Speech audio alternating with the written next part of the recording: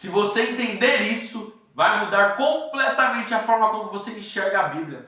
A paz do Senhor, irmão, me chamo Irineu. Estamos começando aqui mais um vídeo de ensino, no qual essa semana, como eu falei na segunda-feira, a gente está falando sobre a relação entre o cristianismo e a lei. Então, se você não viu a aula da segunda, irmão, na segunda-feira, eu falei um pouquinho sobre como, desde o início da igreja cristã, sempre houve uma discussão muito grande entre a relação da nova aliança e a lei de Moisés. E saber disso é muito importante para que a gente não caia em dois extremos. O do legalismo religioso, no qual a gente passa a fazer coisas que não valem mais para nós agora, ou o do liberalismo, no qual a gente acha que a lei já passou e que a gente pode viver do jeito que a gente quer, inclusive uma vida lançada aos desejos da carne. E os dois extremos, eles são igualmente perigosos. Por isso é importante a gente entender. Eu tinha falado naquela aula, irmão, que a lei de Moisés ela se subdivide em dois tipos de lei diferentes. A lei cerimonial e a lei moral. A lei moral é a lei que vale até os dias de hoje. A lei cerimonial é a que não vale. Mas mesmo não valendo, hoje eu quero falar da lei cerimonial, porque ela é muito linda. Ela nos ensina tanto. Porque quando Jesus disse, eu não vim revogar a lei, eu vim cumpri-la. Quando ele disse cumpri-la, ele estava se referindo à lei cerimonial. E por que isso é tão relevante? Porque apesar da lei cerimonial não valer nos dias de hoje, ela é tão relevante para nós hoje, irmão.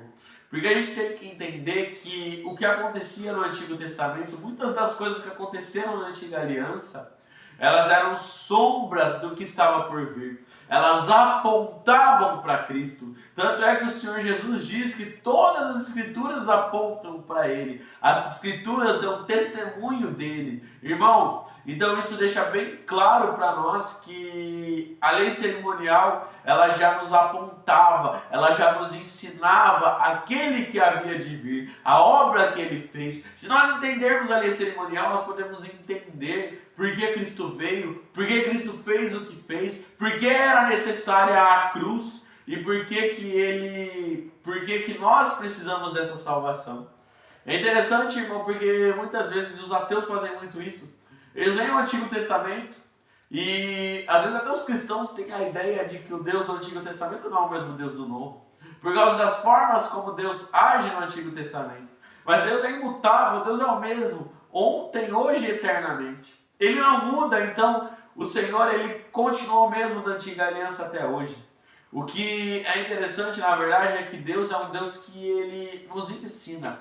Ele nos ensina através de figuras, ele nos ensina através de imagens, ele nos mostra por outras coisas, verdades espirituais, que nós não seríamos capazes de entender. O próprio Jesus faz isso no Novo Testamento, porque quando Jesus ensina em parábolas, nada mais do que ele está fazendo de ensinar verdades espirituais, grandes demais para nós entendermos, numa linguagem popular, numa linguagem que a gente consiga entender.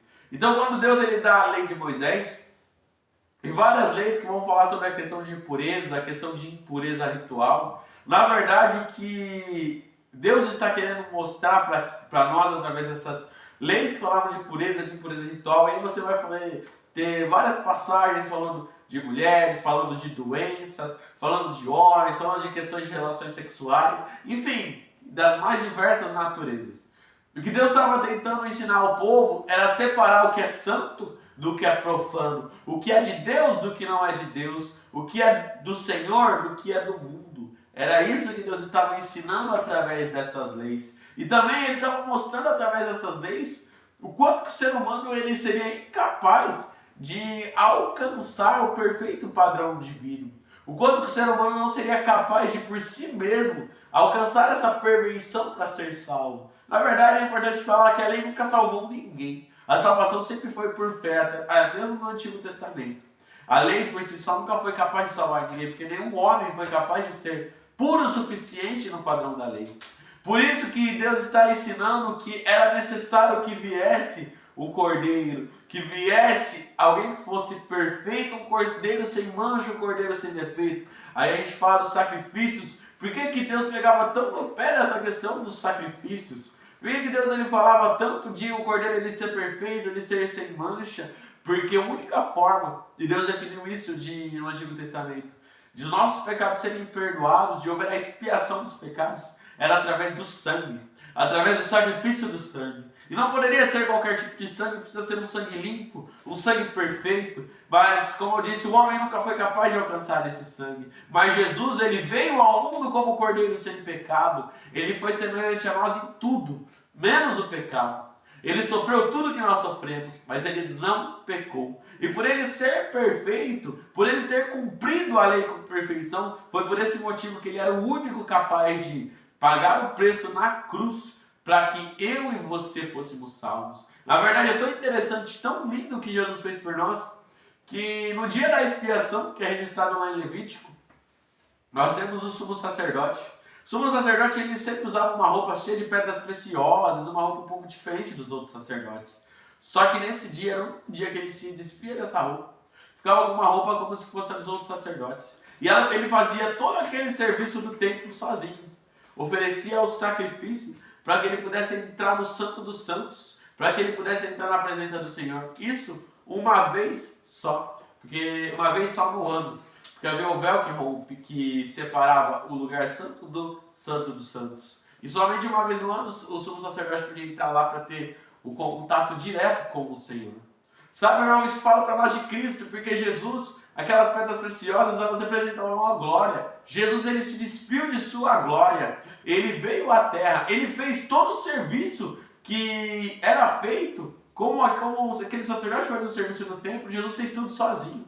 Ofereceu o sacrifício que era ele mesmo. E entrou no Santo dos Santos, não o Santo dos Santos do templo, mas o Santo dos Santos celestial, como Hebreus vai falar. E lá ele fez a expiação pelos nossos pecados.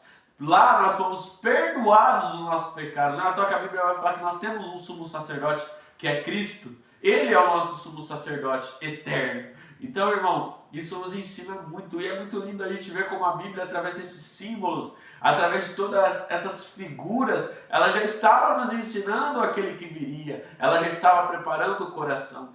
Porque Deus, ele é um Deus que se importa com a humanidade. Ele quer salvar os seres humanos. Então, por isso, ele tinha essa necessidade desde a antiga aliança de ir preparando. Mas você deve estar perguntando, então por que Deus matou tantos povos? Porque o mesmo Deus que salva, o mesmo Deus que é misericordioso, o mesmo Deus que é bondoso, também é santo, também é justo, também é fogo consumidor.